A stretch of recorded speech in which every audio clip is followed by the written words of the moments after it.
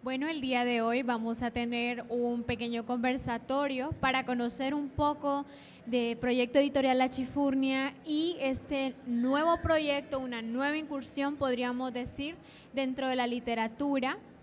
¿Qué nos puede contar Otoniel de cómo nace la idea de incursionar en la narrativa breve y por qué? Gracias, Astrid. Nuestra editorial se fundó y se caracterizó por muchos años por promover exclusivamente la poesía. De ahí deriva incluso el lema de la editorial que dice: la poesía no se vende, solo los libros. Leyendo en el internet acerca de la narrativa breve, pues había un foro de narradores en el que yo me metí a escuchar. Me interesó mucho, siempre me interesó mucho la narrativa, sobre todo breve. Entonces empecé a hablar ahí con los amigos que estaban organizando eso y les propuse hacer una convocatoria y que me apoyaran para esa convocatoria de narrativa breve, hacer una colección de cuentos cortos, ¿ya?, centroamericanos. Así lanzamos esta convocatoria, llegaron decenas de trabajos, esos trabajos llegaron a un jurado curador que se encargó de leer todos los trabajos que se enviaron y calificar los que ellos consideraron que eran publicables, que tenían la calidad literaria para ser publicada. De tal forma que eso es lo que da origen a la colección Isiacabuche, que consta de 22 títulos de autores de Centroamérica. Hay 5 guatemaltecos, 6 salvadoreños, 4 hondureños, 5 nicaragüenses, un panameño y un costarricense. Eso es lo que conforma la colección por este momento, pero es una colección abierta. Nosotros pretendemos el próximo año hacer una nueva convocatoria para sumar más voces de narrativa breve a esta colección que ya les vamos a mostrar algunos ejemplares, y así es como surge esta colección, que ha tenido muy buena acogida entre la gente. En el proceso de edición, de elegir cada uno de las horas o de los trabajos que se iban a publicar, ¿hubo inicialmente algún conflicto? ¿Te encontraste con alguna situación en la que dijiste, ¿qué puedo hacer? ¿Consultaste? ¿Qué tipo de apoyo tuviste? Ya que realmente pues nace La Chifurnia, el proyecto editorial La Chifurnia, pues se dedica a la poesía. Entonces, ¿cuál fue el acuerpamiento que apoyó la creación de esta colección? ¿Y quiénes fueron como las personas que ayudaron o qué fue el consejo que recibiste?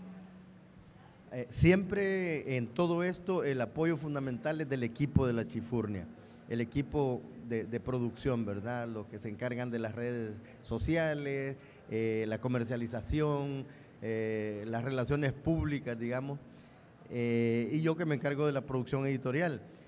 En ese terreno, que es donde yo te puedo decir algo más concreto, pues fue una locura estar 3 meses con 22 autores viendo aquella cantidad de alguna palabra que tal vez no iba, alguna coma que estaba mal puesta o alguna cosa que a mí se me había ido. Entonces, estar en esa discusión editorial con 22 autores de todo tipo, ¿verdad? Pero todos verdaderamente, yo te digo, me siento tan contento de que los 22 compañeros, escritores, narradores, han sido maravillosos en el trato editorial. No hemos tenido ningún problema de ningún tipo. De hecho, los autores guatemaltecos la han agarrado en serio, ¿verdad? Y están haciendo presentaciones.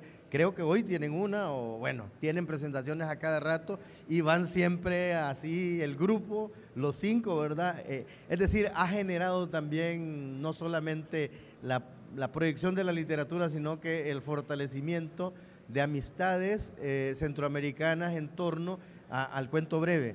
Entonces, fueron cosas más positivas las que nos dio este intercambio y esta colección, y pues, o sea, quedan ganas de seguir. Lo que pasa es de que es bastante difícil, ¿no?, el trabajo, el tiempo y sobre todo lo que preguntas, que no tenemos un financiamiento de ningún tipo. apoyos tenemos de los amigos, de los lectores que compran, de ustedes, ¿verdad? Que compran los libros, que los leen, porque pues en la Chifurnia nosotros, si no compran, pues les leemos o les ponemos una silla para que lean los libros hasta donde aguanten, ¿verdad? Porque nos interesa promover la lectura, nos interesa promover a nuestros autores y por eso andamos de feria en feria, como dice una canción de Serrat, ¿verdad? Andamos de feria en feria, metiéndonos por todas las partes que podemos y pues tenemos esa, llamémosle bendición de que lo podemos hacer. Y creo que ha sido uno de los procesos que nos ayudan a entender también las diferentes personalidades que conforman esta antología. Pero, ¿qué nos puedes decir de las personas que están en Honduras? ¿Cuántas personas quedaron dentro de la colección? Son 22, para mí son bastantes igual. La cantidad de personas que participaron probablemente, pero qué hondureños, ¿verdad? ¿Bajo qué géneros quedaron? Porque, bueno, la narrativa no solo es narrativa por sí, sino que también tiene sus géneros dentro de la misma. ¿Y qué nos puedes contar de los hondureños que han quedado seleccionados dentro de esta colección? Bueno, pues yo te voy a pedir que me ayudes mostrando los libros de los 4 autores hondureños.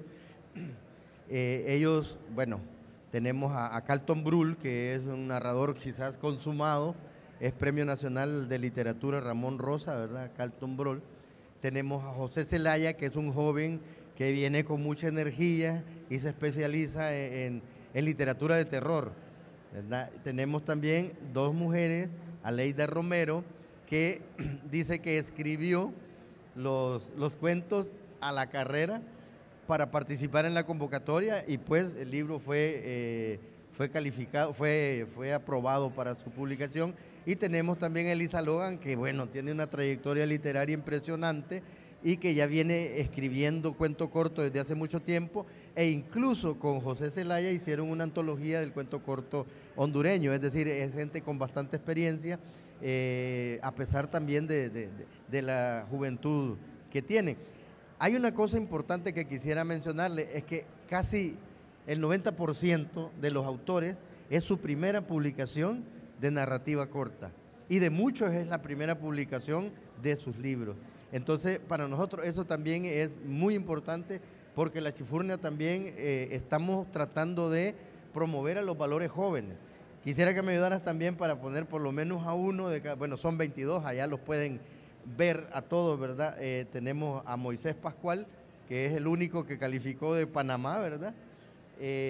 Mario Gamboa Araya, de Costa Rica, también es el único que quedó de Costa Rica.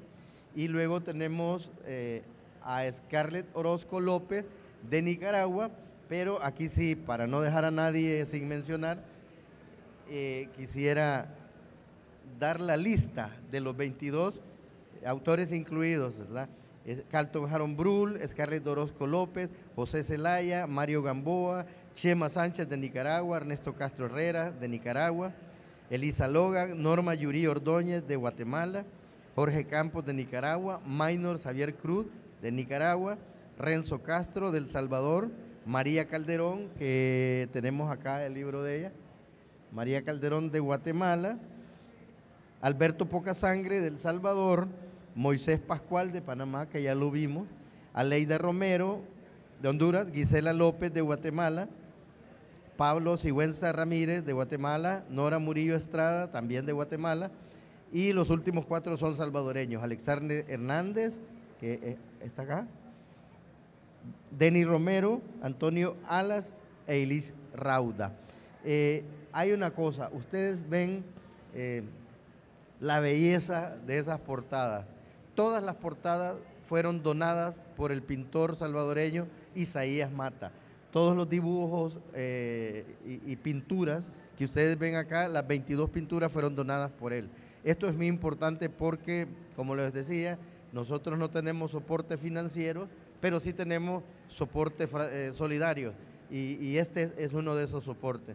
De hecho, quiero decir que Astrid Paola es la que ilustra toda la colección La Espera Infinita de autores hondureños. Hizo 17 acuarelas para las portadas de esos libros. Lo interesante es que ella de cada libro lo leía y luego sacaba la pintura para la portada. Así que, entonces, eso es básicamente lo de los apoyos, ¿verdad? Entonces, espero que después ustedes nos hagan preguntas, ¿verdad? Si tienen alguna pregunta que hacer. Y bueno, ya que sacaste a colación esto de nombrarlos, ¿verdad? Me llamó la atención. ¿Qué contiene? Acá contiene todos los autores. ¿Por qué decidieron colocarlo aquí? Bueno, les cuento, ¿verdad? Cuando yo ya estaba terminando la colección, los 22 libros que ya estaban ya para imprimirse, estaba tan agotado que me di a la tarea de escoger un cuento de cada autor y hacer una selección, como una cuestión lúdica. Pero luego dije, bueno, hagamos una antología y pues urdí este libro que se llama Algarabía. Aquí hay un cuento de cada uno de los 22 autores. Es una selección mía y se llama Algarabía porque precisamente me pareció que es el concepto que encierra lo literario y lo humano que tiene esta colección. Es una algarabía, es una alegría de la belleza. Entonces, yo quisiera leerles algunos cuentos de estos para que vayan a comprarlo ahí al stand de la Chifurnia, ¿verdad? Para que se lo lleven para su casa. Por si se quieren llevar a los 22, están acá. ¿Ah? Por si quieren ver alguna muestra de alguno, pues lo leen, ahí les van a dar chance de que los lean y pues se lo llevan. Voy a leer tres piezas, quizás las más breves. El primero se llama Juegos del Hambre, de Maynor Xavier Cruz, de Nicaragua. Al menor de nuestros hijos le hemos dicho que es adoptado. No le importó. Dice que nos quiere como su verdadera familia. Mañana buscaremos otro modo de comérnoslo.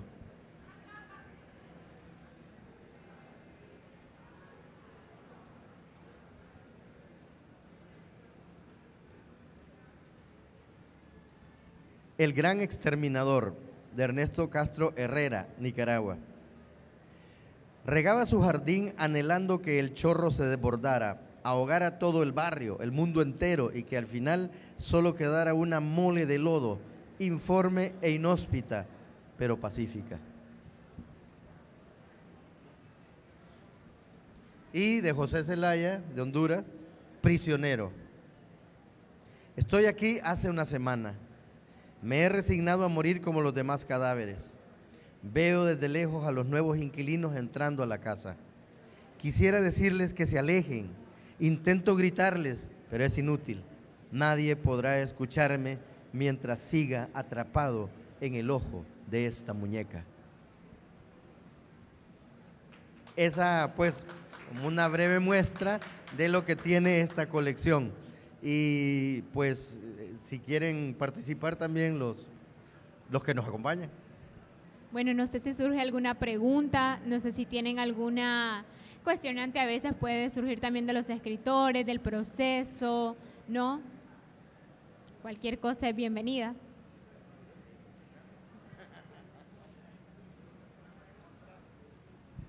Bueno, ¿dónde podemos encontrar? Menciona esta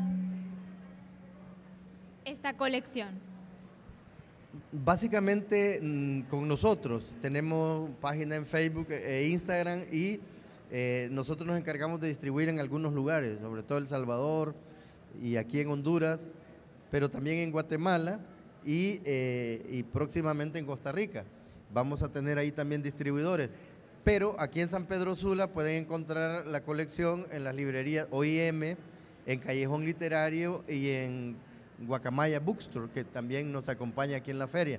Esos son los 3 lugares en donde se encuentra básicamente lo de la Chifurnia, pero también ahí está la colección Isiacabuche. Bueno, y se llama Isiacabuche porque el nombre es de un escritor salvadoreño, Salvador Salazar Salarrué, quizás el escritor salvadoreño más importante del siglo XX. Pues él escribió un libro único un libro, pues, de verdad una joya de nuestra literatura. Se llama Cuentos de Cipotes. Son cuentos breves y es un echar a volar el imaginario de los niños. Dice Salarrué que él, cuando iba a esperar el bus, ¿verdad?, allá donde él vivía en los Planes de Rendero, escuchaba a los niños campesinos hablando y contándose historias. Entonces, todos los niños, siempre que empezaban la historia, empezaban, pues sí, es que fíjate que... Y ahí se tiraba, ¿verdad?, toda la historia. Y eran unas cosas inverosímiles, surrealistas, improbables, ¿verdad? Una cosa, una locura completa, ¿verdad? Es decir, les recomendamos también que busquen ese libro, Cuentos de Cipotes. Son más de 200, casi 300 cuentos, ¿verdad?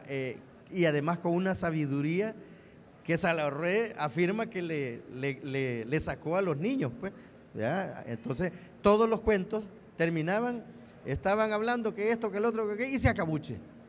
Entonces, los cuentos terminaban así abruptamente, ¿verdad? Y se acabuche, ¿ya? Y se acabó, ¿ya? Entonces, incluso yo les recomiendo que googleen Cuentos de Cipotes, porque hay 7 cortos, animaciones hermosísimas de esos cuentos de Salarrué, que son quizás los más entendibles, porque imagínense ustedes el idioma salvadoreño hace 100 años y en el campo.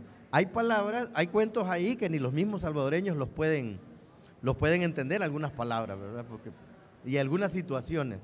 Entonces, decía un escritor salvadoreño también, Álvaro Menéndez Leal, no, hombre, decía, es que ese Salarrué es inleíble. Para leerlo primero hay que traducirlo al español. Entonces, de alguna manera tenía razón, pero son cuentos maravillosos realmente, son cuentos llenos de ternura, donde encontrás el alma del campesino salvadoreño y del niño salvadoreño, que pues esperamos que no se haya perdido, no del todo. ¿Tenemos alguna otra duda por parte del público?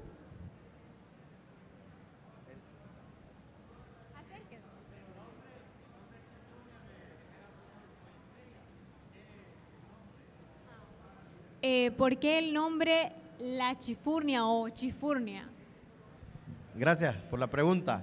Fíjate que en El Salvador, es una palabra que se usa en Honduras, El Salvador y Guatemala. De hecho, en Guatemala hay una aldea que se llama La Chifurnia. En El Salvador, La Chifurnia es un lugar refundido, olvidado, pobre, marginado, ninguneado. Entonces, a mí me pareció muy simbólico colocarle ese nombre muy nuestro, ¿verdad? Recordemos que las ches son muy nuestras, de nuestro sistema fonético, aunque en El Salvador es más SH, ¿verdad? La chifurnia, tendría que decir, es chifurnia. Entonces, porque en El Salvador, en todas las instituciones culturales, estatales, la empresa, en todas las instituciones, la poesía está justamente para ellos en las chifurnias. Es decir, el apoyo que recibe la poesía en El Salvador es casi nulo. Se recibe, sí, por ley. Hay juegos florales, hay una dirección de publicaciones, pero cada vez están más deterioradas. De hecho, pues ahorita están en un franco proceso de declive, ¿verdad? Gracias, Giovanni. Este hombre es el autor de de esta feria, ¿verdad? Les decía de que se dio una orden hace unos meses de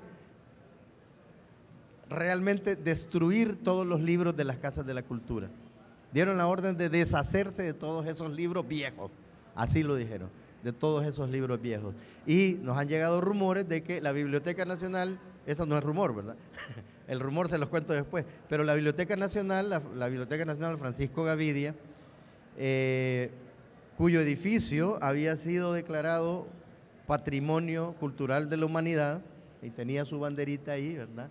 Y que además albergaba las primeras escaleras mecánicas que hubo en el país, fue destruido por este gobierno. Lo demolieron. Pueden buscar ahí en internet. Ahorita solo hay, ¿verdad?, piedras ahí donde hubo una biblioteca nacional. Destruyendo además un museo que estaba en la tercera planta en un edificio adjunto. Entonces, y los libros, nadie sabe qué pasó con los libros. La colección precisamente de Gavidia, que estaba ahí en esa biblioteca, pues dicen de que quién sabe qué habrá pasado con eso.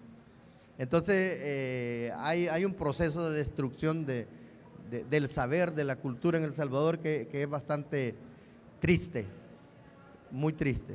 Entonces, ahí pues para hablarte un poco de lo de la chifurnia, ¿verdad? Difícilmente lo van a encontrar en el Google, pero hay un escritor salvadoreño, Joaquín Mesa, que además es lingüista, historiador, investigador literario, que tiene un libro que se llama Real Diccionario de la Vulgar Lengua Guanaca, donde están quizás el compendio de salvadoreñismo más completo que existe. Joaquín se lanzó 7 años investigando en los pueblos las diferentes acepciones de las palabras, recogiendo palabras, ¿no?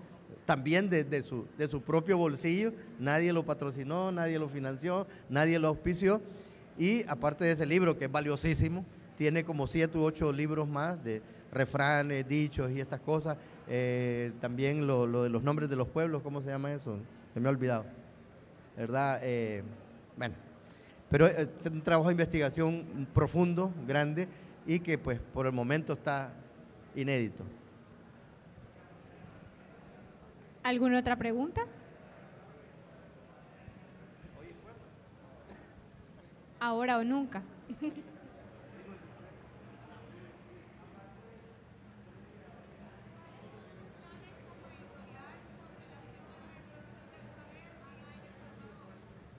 ¿Cuáles son los planes como editorial?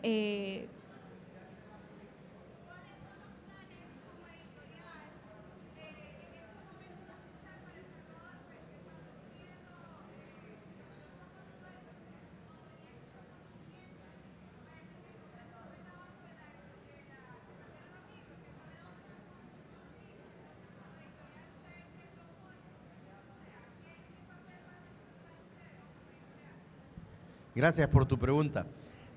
Fíjate que estamos ante la imposibilidad de proponer nada, porque es un proceso de destrucción que no puede pararse, porque precisamente, ¿qué te dijera? Este gobierno actual de El Salvador, por decirte un detalle, liberó cualquier tipo de restricción para construcciones en cualquier lugar. De hecho, se destruyó el sitio sagrado de Tacuzcalco en el occidente del país, y el gobierno lo que hizo fue facilitar a las empresas constructoras la construcción de sus proyectos habitacionales en esa zona.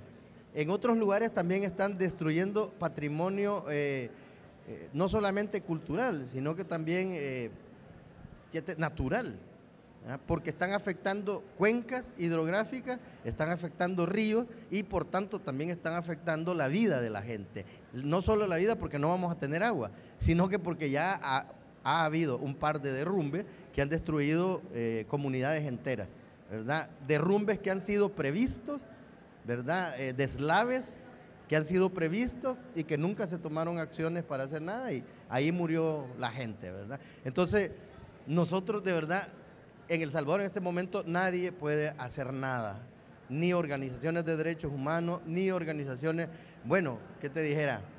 En este momento ya van casi 60,000 personas capturadas bajo un régimen de excepción ilegal, porque el régimen de excepción según la ley solo se puede dar una vez durante un mes, y ya lleva 7 meses El Salvador en un régimen de excepción criminal, donde no hay ningún, o sea, las capturas que se hacen diciendo que es para eliminar a las pandillas, pero realmente se llevan a cualquiera, y bajo un régimen de absoluta ausencia de democracia, y donde las leyes no funcionan más que para el Estado, porque es el que tiene cooptados todos los poderes, ¿no? La Asamblea Legislativa, la Corte Suprema de Justicia, todo está dominado por el régimen en este momento en El Salvador. Entonces nosotros lo que podemos hacer es protestar, caer presos y morirnos en una de esas cárceles, porque ya van muriendo casi 100 personas en las cárceles por falta de atención médica, por tortura, según testimonios de los que han hecho denuncias. Se hacen no sé cuántas denuncias a la semana de violación a los derechos humanos, y la Oficina de Derechos Humanos también, pues, imagínate que acaban de meter preso a un médico porque atropelló a un gato en la calle. Lo metieron preso por eso, ¿no? Sin embargo, el gobierno tiene ya un par de años de que no le da las cabecillas de las maras a Estados Unidos, que las está pidiendo por crímenes que cometieron allá. Entonces, defiende a los cabecillas pandilleros, pero mete preso a un doctor por el atropellamiento de un gato, que además un médico que estuvo en primera línea durante toda la pandemia. Entonces, así es el panorama. En ese panorama nosotros no pintamos absolutamente nada, ¿no? Te voy a hacer una confesión. En una casa de la cultura me dijo el compañero que estaba ahí, mirá, llévate los libros que podás, porque esto lo vamos a botar a la basura, por órdenes del gobierno. Ustedes pueden buscar ahí en el internet, ahí están las cartas firmadas por los funcionarios de gobierno, donde les dicen que desechen eso, que van a traer libros nuevos. Ya, ¿te imaginas? Bota un libro de 150 años, ¿verdad? O sea, una edición príncipe de alguna obra, porque está viejo. Ese es el criterio, está viejo. Entonces van a comprar libros nuevos. Así es el asunto. Entonces, te digo, con mucha tristeza te digo, no podemos hacer como editorial, ni como poetas, ni como autores, nada. ¿Alguna otra pregunta?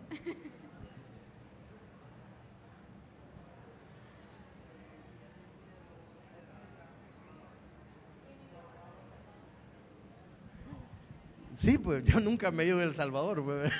Es decir,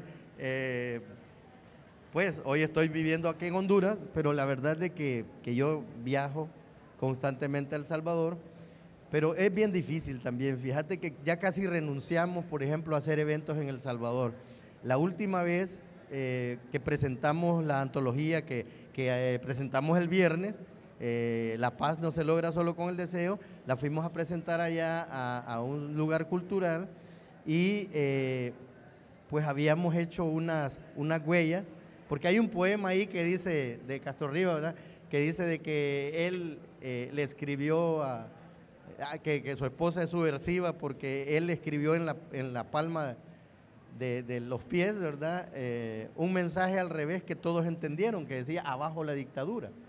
Entonces nosotros pusimos una huella, ¿no?, con el mensaje al revés que decía abajo la dictadura. Y así con mucha pena llegó el encargado del lugar y me dijo, miren, pudieran quitar eso. Entonces así está la situación en El Salvador. O sea, hay una autocensura también porque, te digo, pues, también se volvió a aquella época triste de la guerra donde la delación causaba muerte, causaba exilio, causaba desarraigo de un montón de gente. Por eso es que hay 1/3 de la población de El Salvador fuera del país, ¿verdad? De ese momento de la guerra, que todo el mundo tuvo que huir porque la otra opción era la muerte. Entonces, no estamos ante un panorama similar, pero casi, ¿no? Entonces, no hay manera de hacer mayores cosas ya en El Salvador. Por lo menos nosotros no lo consideramos así.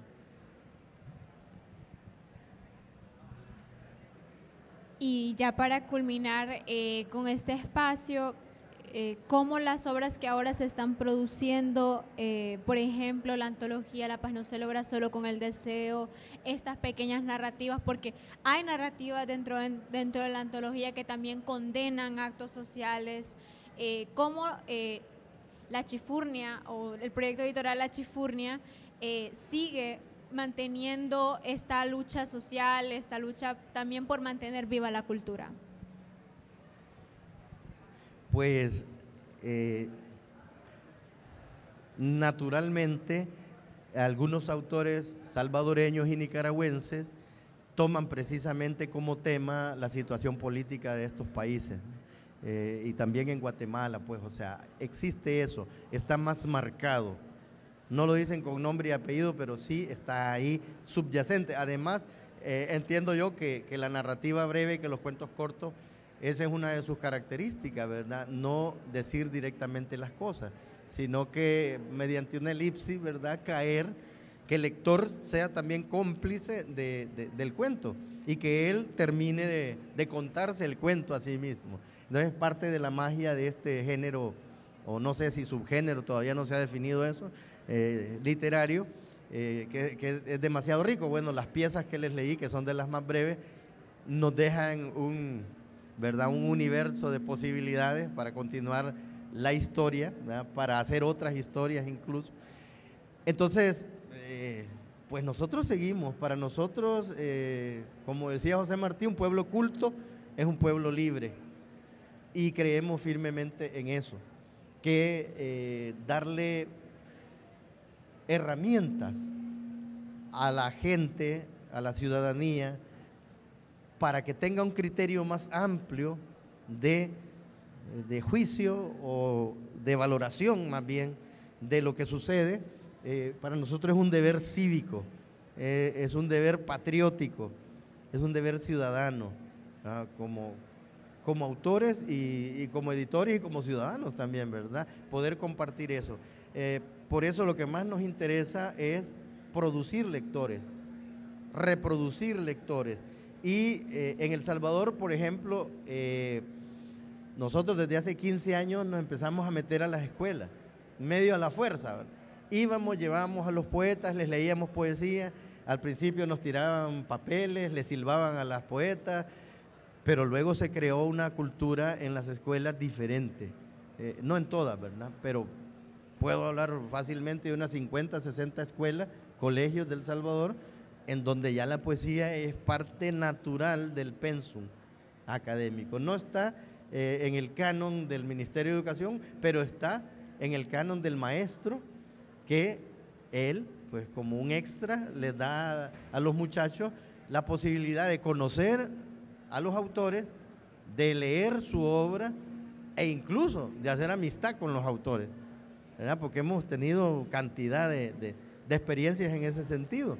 De hecho, nosotros hicimos un festival internacional de poesía durante más de 12 años, bueno, hicimos muchos, y muchos poetas internacionales se quedaron ayudando a las escuelas, dándole becas a los niños, participando del desarrollo de las diferentes escuelas a las que fueron. Entonces, esos son logros cívicos, digamos, que también los tenemos desde la editorial. Y bueno, se hace lo que se puede. Muchísimas gracias, Otoniel Guevara, por acompañarnos en este pequeño conversatorio, ¿verdad? Presentando lo que es la antología que nace de lo que sería la colección Isiacabuche, Algarabía. Y de igual manera les hacemos el llamado a cada una y cada uno de ustedes a que nos acompañen al stand de la Chifurnia, ¿verdad? A que lean los títulos, produzcamos lectores y reproduzcamos lectores. Muchas gracias.